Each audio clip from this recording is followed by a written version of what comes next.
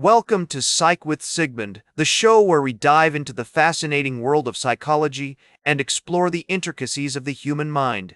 I'm your host, Sigmund, and today we're going to talk about a concept that's essential to understanding how our brains work: selective attention. So, what is selective attention?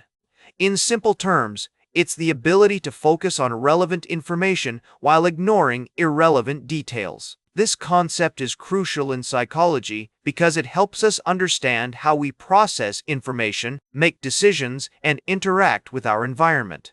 Imagine you're at a crowded coffee shop, trying to have a conversation with a friend while surrounded by noise and distractions. Your brain uses selective attention to filter out the background chatter and focus on your friend's voice. The concept of selective attention has been around for over a century, dating back to the early days of psychology. One of the pioneers in this field was William James, who described attention as the taking possession by the mind, in clear and vivid form, of one out of what seems several simultaneously possible objects or trains of thought. Since then, our understanding of selective attention has evolved significantly, with contributions from notable psychologists like Donald Broadbent, Alan Allport, and Daniel Kahneman. From a theoretical perspective, selective attention is often explained by the filter theory, which proposes that our brains have a limited capacity for processing information. This theory suggests that we use attentional filters to select relevant information and block out irrelevant stimuli.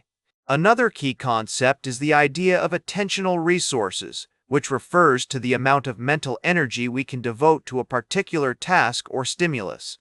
Research has shown that selective attention is closely linked to our brain's neural networks, particularly the prefrontal cortex and parietal lobe. Studies using functional magnetic resonance imaging, fMRI, and electroencephalography, EEG, have identified specific brain regions involved in attentional control, such as the dorsolateral prefrontal cortex and the anterior cingulate cortex. For example, a study published in the journal Neuron found that the prefrontal cortex plays a critical role in attentional control by regulating the flow of information between different brain regions.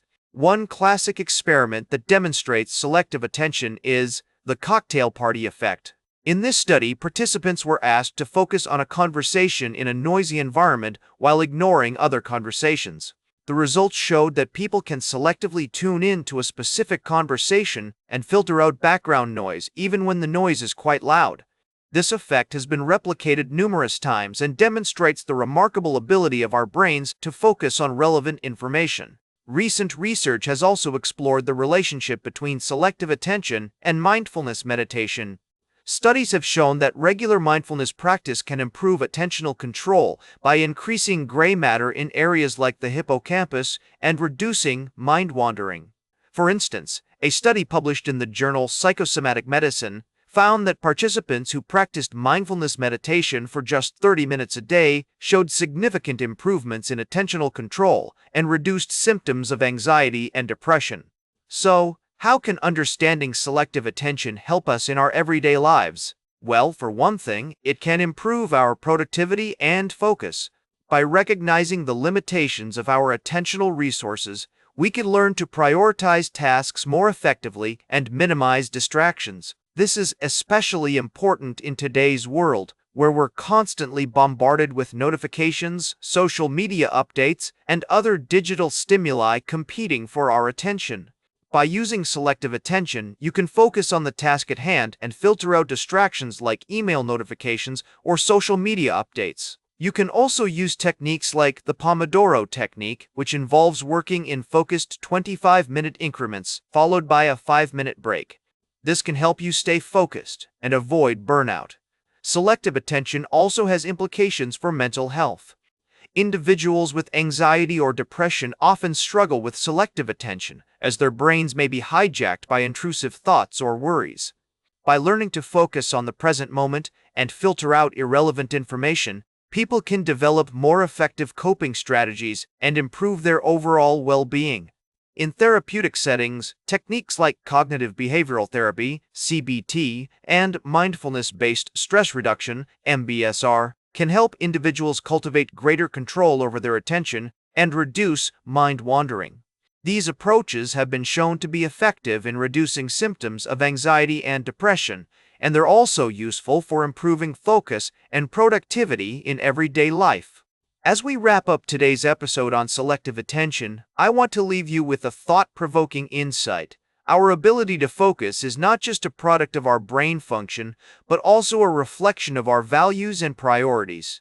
What we choose to attend to says a lot about what we care about and what we're willing to invest our time and energy in.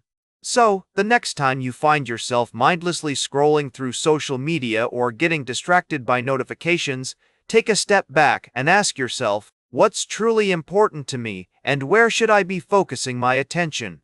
Remember to like, share, and subscribe, and until next time, may your ego find balance between pleasure and reality.